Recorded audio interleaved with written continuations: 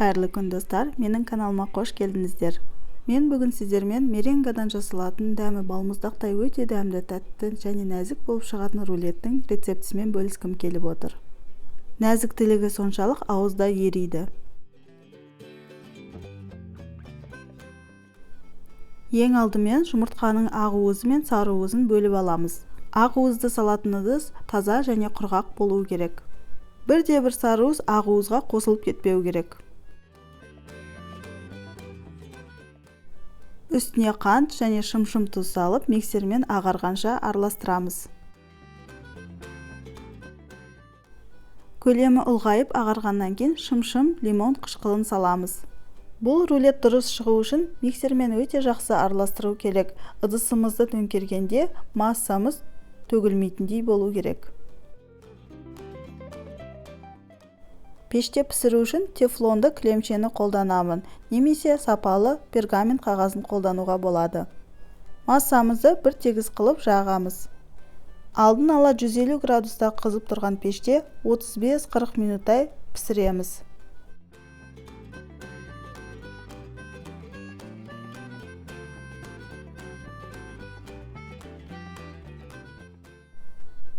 Бірінші тексергенімде қабыршағы әлі жұмсақ. 35 минуттан кейін тексергенімде қабыршағы қытырлап тұрды. Осы кезде меренга дайын болды деген сөз. Жылы күйінде меренганы екінші тефлонды кілемшеге аудардым. Дұрыс піскен меренгадан кілемше немесе пергамент қағазы оңай алынады. Меренганы толықтай суытамыз.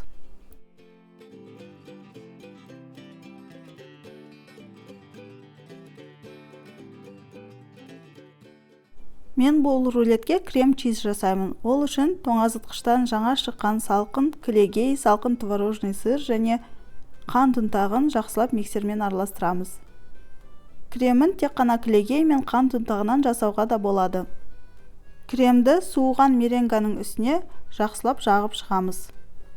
Бұл рулеттің ішіне қалаған жеміс-жидектер салуға болады. Мен бүгін таңқурай мен құлпынай салатын боламын ішіне.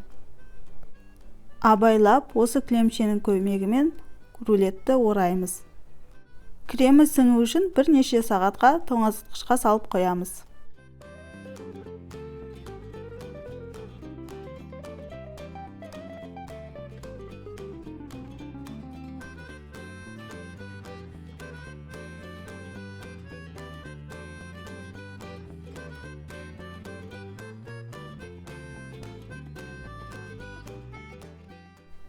Менің рулетім тоңазытқышта 5 сағат тұрды.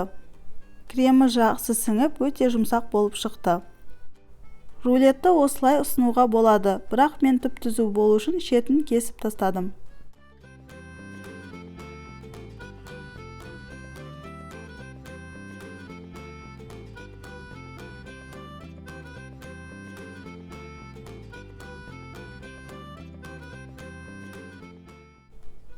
Осындай насатка қолданып, қалған кремін әсемдеуге қолданамын. Үстін қалауымызша әсемдеуге болады, мен таңқураймен әсемдедім. Бұл рулет өте әдемі, өте дәмді, үстелдің сәнін келтіретін болып шығады. Видеоны соңына дейін қарағаныңыз үшін рахмет. Менің каналыма жазылып, лайк және комментарий қалдырыңыздар. Сіздермен болған башын келесі видеоларда жүздескенше.